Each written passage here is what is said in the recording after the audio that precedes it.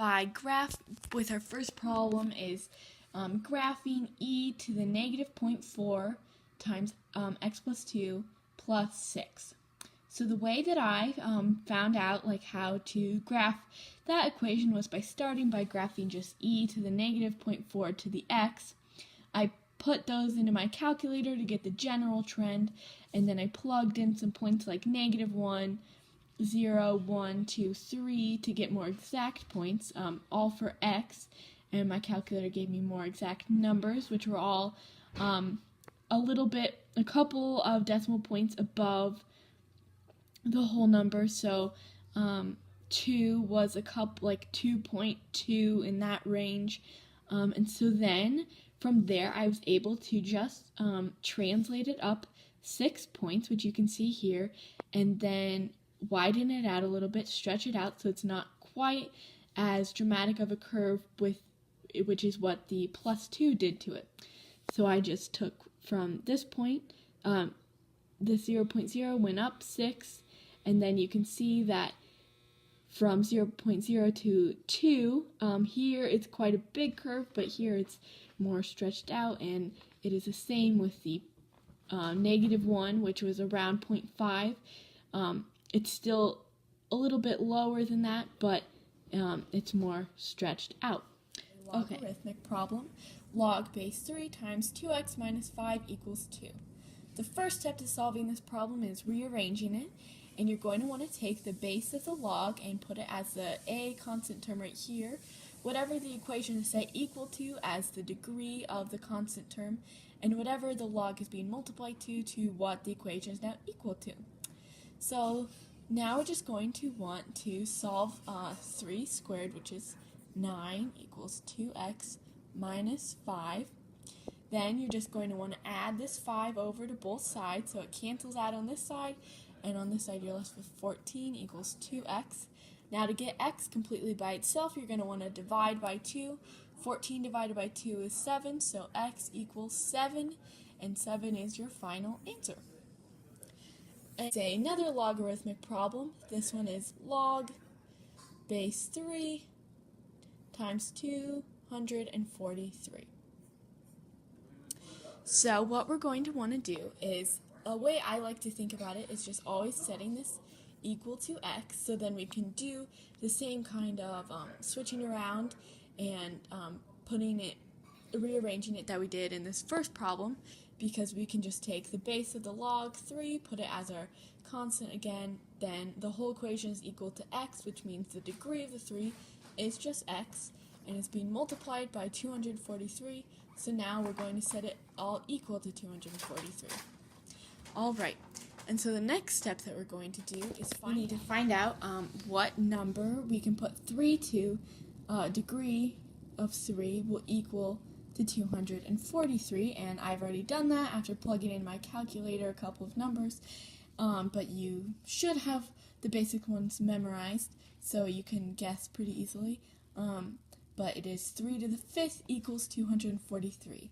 Now all you have to do is take both degrees, so the x and the 5, and just set those equal to each other, leaving out the 3, so x to the 5th. Sorry, this mark was an accident. It's no negative sign.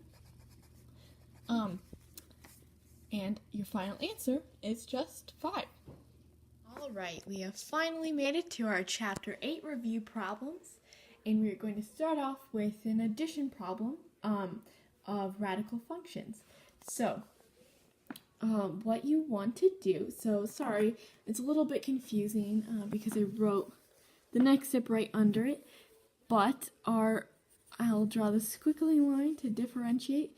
This above the squiggly line is our original problem, which was x plus 2 over x squared plus 4x plus 3 minus 5x over x squared minus 9.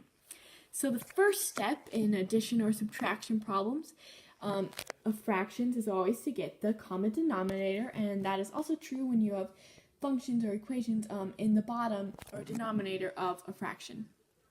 So the first thing that in order to get the common denominator, you're going to want to make sure that both of the denominators are fully factored out. So this, you can do a difference of perfect squares, which will result in x plus 3, x minus 3.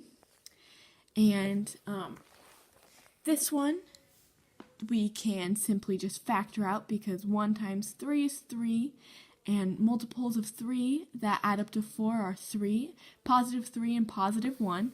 So that will result in just x plus 1, x plus 3, which you see in the denominator here.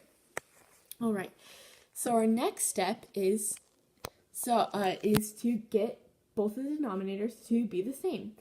So after we factored the or found the difference of perfect squares to the x squared minus 9, we were left with x plus 3 and x minus 3 in the denominator of this fraction. And after we factored out the x squared plus 4x plus 3, we were left with x plus 1, x plus 3 in the denominator of this fraction.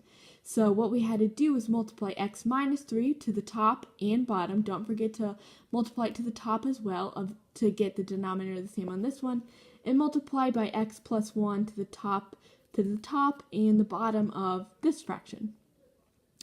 So we have the denominator of x plus 1, x plus 3, and x minus 3 all on the denominator of both fractions now. So we are ready to keep simplifying and start subtracting and adding. So what we're going to first want to do is we see two binomials here. So you're going to want to FOIL them out, which results in x squared minus x minus 6 in the numerator of this fraction. And we're going to leave this one alone for right now. And then we're actually going to start subtracting. And when you subtract, well, first we can distribute this 5x to both the x and the 1, and then just combine like terms with both sides. So you end up with 5x squared over here, minus, so 1x squared minus 5x squared equals negative 4x squared. Negative x squared minus, negative 5x. You add those together, the two negatives, to get negative 6x. And there's no other just number alone without any x's. So the negative 6 just gets carried down, and that is your numerator. And we're not done yet, but we're very close. You just have to simplify the numerator out because all of the terms in the top are divisible by 2, or negative 2. So we pull a negative 2 outside of the parentheses, and you're left with 2x squared plus 3x plus 3. Sorry, I didn't finish that parenthesis. All over x plus 1 times x plus 3 times x minus 3. And it's very important to remember to never FOIL or, blanking on the word, or distribute any of the terms in the numerator. You just want to leave those as the simple fraction binomial terms. So our second problem in our Chapter 8 review is 5 over x equal to 7 over x plus 2. And what we're going to want to do to solve this is to cross multiply, which means that we're going to take 5 times x plus 2 and 7 times x. So just the numerator, whatever is diagonal. So sometimes it's helpful to draw diagonal lines to remember what's getting multiplied to what. So on this side we have 5 parentheses x times 2 is equal to 7x. We're just going to want to distribute that 5 to get 5x plus 10 is equal to 7x. Then subtract this 5x over to get 10 to x, and then to get x all by itself, divide both sides by 2, which leaves you with 5. So that one is nice and simple, and you get a nice even number for your answer. Alright, and our last Chapter 8 review problem is graphing 6x squared over x minus 2. Alright, so